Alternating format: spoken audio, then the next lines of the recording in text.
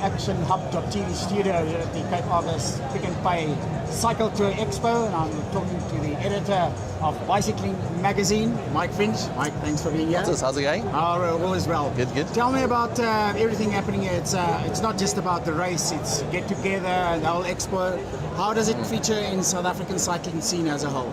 Oh, well, this is the race, isn't it? I mean, it's where everybody comes. It's where all the manufacturers, if you just walk around here within the space of 20 meters, you see 10 different bike brands, every single conceivable piece of equipment I've ever seen. And it's like a child at Christmas when I come here. You literally walk around, there's so much gear to look at, and it's, I mean, I could literally spend 2 days, which I'd probably do, just walking around and chatting to people. It's amazing to be part of it. Is this actually a place where a lot of new stuff gets launched? I mean, Not necessarily, but I think what happens is a lot of people see stuff online and they see stuff in the magazines like ours, and I think what people get a chance to do here is to feel it and touch it and check whether it's carbon, that sort of thing, and really kind of experience the products. And I think a lot of the people who actually do stands here use an experiential way of doing things, which I think is the right way to do it. They want to know what the bike feels like, how light it is, and they're working with any sort of equipment. How does it feel? How does a power meter work? All that sort of thing. And I think that's where expos really work very well, is it gives people a chance to experience the stuff before they buy it. What is so special about the Argus? Because of its history. I think the history is a big part of it.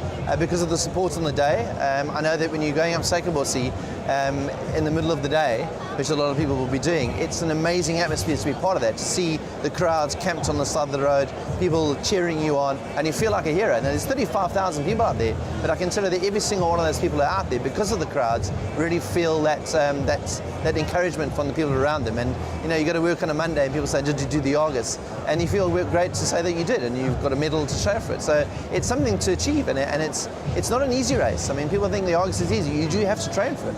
It's a challenge. There's Suikerbossie, there's Chapman's Peak, there's Boys Drive now. So it's not an easy race. Obviously, South African Argus is big, but from your experience internationally, what is the profile of the Argus?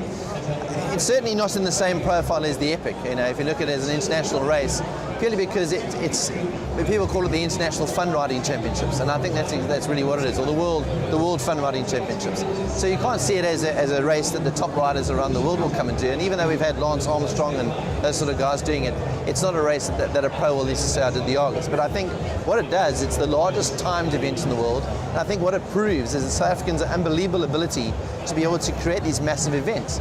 You know, Cape Town does it, we've got the Mid-Mile Mile, we've got the Comrades, the Two Oceans. We seem to be a country that is very capable of handling massive events like that. And I think that's the international side of it.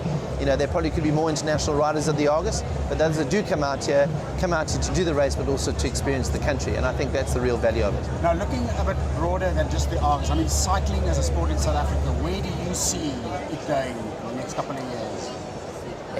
If you could have told me 3 years ago, where do you think it's going to go? You would have thought, well, you know, road cycling seems to have gone down a bit, and mountain biking's coming to the fore. And I think there has been it hasn't been quite as severe as everybody thought it was going to be. I think road cycling's made a bit of a comeback now. Mountain biking continues to grow, especially stage racing. And I think what has changed fundamentally in cycling in South Africa is a few years ago, events that people did were hard. They were really difficult. They were massively challenging. They were very much for the elite. And I think more and more we're seeing a lot of races that are just about riding in beautiful areas. So there's stage races that you can go and do that are not competitive. You can ride through the Lesotho Mountains, you can ride through the Drakensberg, and it's not about necessarily winning the race or competing, it's about just being part of it. And I think cycling is heading in that direction so that people don't necessarily go into the event feeling that they're going to be last, that they experience the event as a ride as opposed to a race. And I think that's a great way that cycling should be. It's an experience, and it shouldn't be about where you finish in the race. It should be about being there. Mike, thanks very much. Thanks very much. Okay, keep it all. Enjoy.